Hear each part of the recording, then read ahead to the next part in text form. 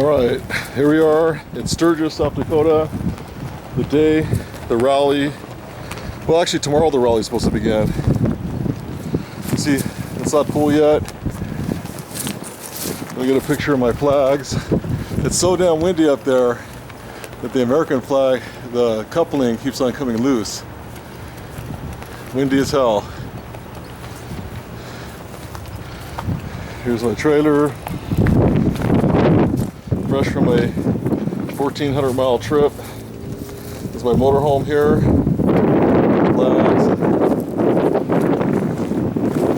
Yeah, I got the back camera ready, so I'm get the bike out. Here's the Black Hills of South Dakota in the background. So you can see we're just about to get started here. There's some other people with flags over there. They ain't as cool as mine though. Look at these. Yes. And that's it for now.